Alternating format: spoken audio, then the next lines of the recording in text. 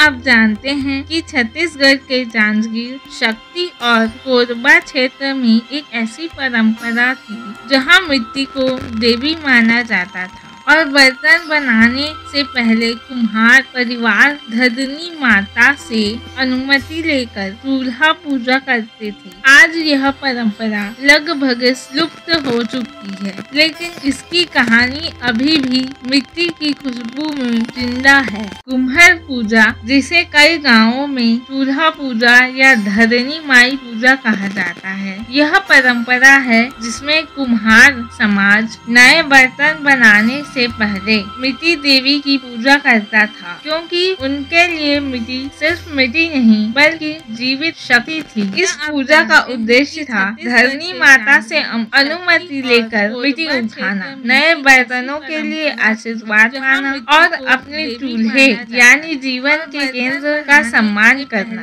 मान्यता थी कि पूजा के बिना मिट्टी को छूना भी वर्जित है। यह पूजा मानसून के बाद की जाती थी, जब मिट्टी सबसे ताकतवर, सबसे नरम और सबसे उपजाऊ होती थी। परिवार नदी, तालाब या खेत में जाकर पहली मिट्टी उठाता था। उसे जीवित मिट्टी कहा जाता था। पहली मिट्टी पर दीपक चढ़ाया जाता, नारियल फोड़ा जाता और प्रणाम किया जाता। घर लौटकर चूल्हे की सफाई की जाती, गोबर और गेरूं से लिपाई होती और वहीं चूल्हा पूजा की जाती थी। इस चूल्हा में चावल, फूल, हल्दी, दिया और मिट्टी का ढेला धरनी माता का प्रतीक होता था। चाक यानी कुम्हार का पहिया भी पूज्य माना जाता था, क्योंकि चाक का घूमना जीवन के चक्र का घूमना माना जाता था। पूजा के बाद चाक पहली बार घुमाया जाता और उसी दिन सिर्फ दिया, कुल्हड़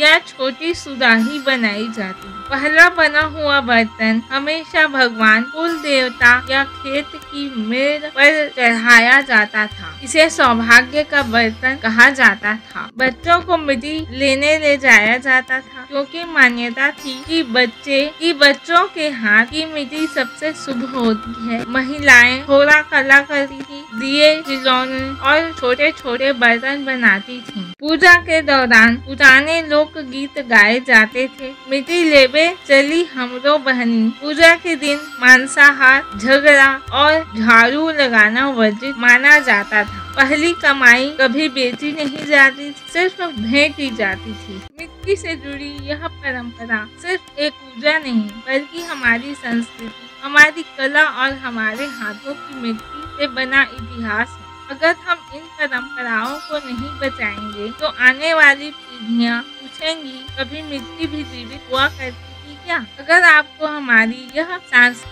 झलक पसंद आई हो तो वीडियो को लाइक करें, चैनल को सब्सक्राइब करें और छत्तीसगढ़ की ऐसी ही खेती परंपराओं के लिए जुड़े रहें। मिट्टी से जुड़ी यह परंपरा सिर्फ एक पूजा नहीं बल्कि हमारी संस्कृति, हमारी कला और हमारे हाथों की मिट्टी से बना इतिहास है। अगर हम इन परंपराओं को नहीं बचाएंगे तो आने वाली पीढ़ियां पूछेंगी, कभी मिट्टी भी जीवित हुआ करती थी क्या? अगर आपको हमारी यह सांस्कृतिक झलक पसंद आई हो तो वीडियो को लाइक करें, चैनल को सब्सक्राइब करें और छत्तीसगढ़ की ऐसी ही खेती परंपराओं के लिए जुड़े रहें।